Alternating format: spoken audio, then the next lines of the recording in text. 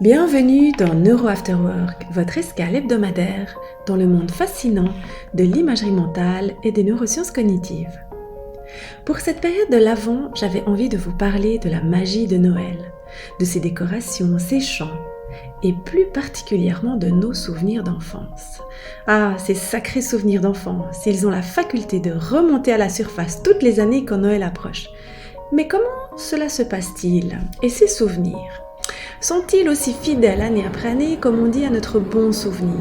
Et comment la magie de Noël pétille-t-elle dans notre cerveau? Voilà les questions auxquelles je vais tenter de répondre aujourd'hui. Je suis certaine que chaque année, en décorant votre maison, votre sapin ou en écoutant les chants de Noël diffusés dans les magasins, vous vous souvenez de détails liés à cette période particulière de l'année. Pour certains, ce seront de beaux et bons souvenirs. Pour d'autres, de la nostalgie, de la tristesse ou encore des regrets, voire de la colère. Une chose est en tout cas certaine, cette période ne laisse guère indifférent et est liée à des émotions fortes. Et cela n'est pas surprenant. L'enfance est souvent marquée par des expériences émotionnellement intenses et rythmée par des traditions familiales. C'est une période de la vie d'un être humain dit très propice pour la formation de souvenirs durables. Et la période de l'Avent et ses événements ritualisés de Noël en font partie. L'enregistrement, ou plus précisément l'encodage de ces souvenirs, est un processus complexe qui implique plusieurs régions du cerveau. L'hippocampe en particulier joue un rôle crucial dans la formation et le stockage des souvenirs dits à long terme. Pendant les fêtes de Noël, les stimuli sensoriels comme les odeurs de cuisine, les sons de la musique, les décorations qui scintillent et clignotent agissent comme des déclencheurs puissants, facilitant cet enregistrement, cet encodage de vos souvenirs. Les souvenirs d'enfance ne sont donc pas simplement des enregistrements fidèles d'événements passés, ils sont souvent teintés d'émotions et de perceptions subjectives. L'amygdale, une région du cerveau impliquée dans le traitement émotionnel, interagit étroitement avec l'hippocampe pendant l'encodage et le rappel de ses souvenirs.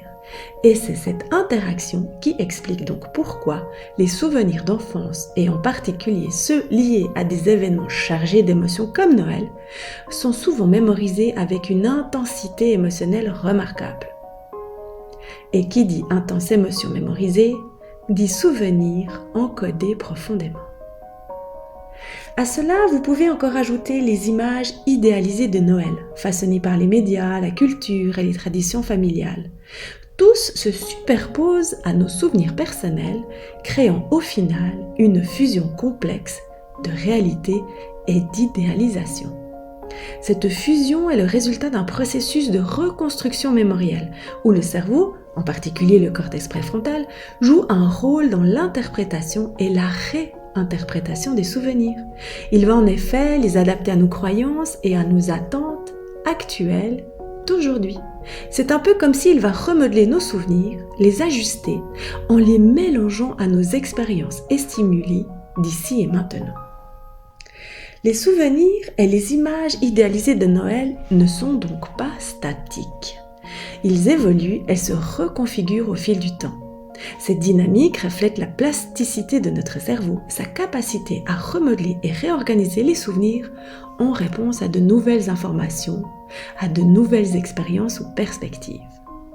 Ainsi, chaque année, lorsque nous revivons et réimaginons les fêtes de Noël, nous ne faisons pas que rappeler des souvenirs, nous participons activement à leur évolution et à leur enrichissement dans notre esprit. Vous voyez donc, vos souvenirs d'enfance et notamment ceux liés à Noël ne sont pas juste des enregistrements fixes du passé. Ils changent un peu chaque fois que vous y pensez, influencés par ce que vous vivez et pensez dans le présent.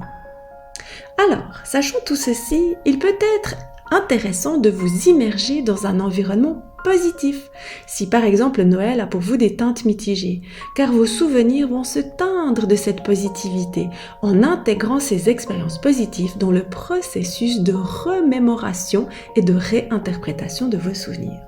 Cela signifie que non seulement vous vivez des moments agréables en temps réel, mais qu'en plus, cette expérience positive influencera également la façon dont vous vous souviendrez de ces moments à l'avenir.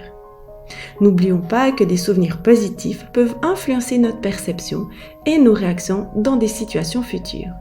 Donc, en cultivant un environnement positif, vous créez un cycle vertueux où les bons souvenirs renforcent des attitudes et des perspectives positives, ce qui à son tour rend votre expérience du présent plus joyeuse et satisfaisante.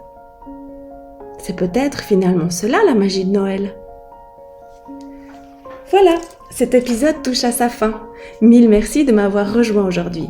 J'espère qu'en écoutant cet épisode, l'odeur du pain d'épices et des bisous collants de votre tata préférée vous est revenue à la mémoire. Et surtout, n'oubliez pas, notre cerveau est unique et il est de notre devoir d'en prendre soin. Et si cet épisode vous a plu, n'hésitez pas à le partager avec quelqu'un qui pourrait en avoir besoin. Et bien sûr, si vous souhaitez être averti des prochains épisodes, activez les notifications ou abonnez-vous sur les plateformes en tapant Neuro After Work. Je vous souhaite un excellent week-end et vous dis à la semaine prochaine pour parler de la fausse bonne idée de vous poser des résolutions pour 2024. Mais je n'en dis pas plus. À bientôt!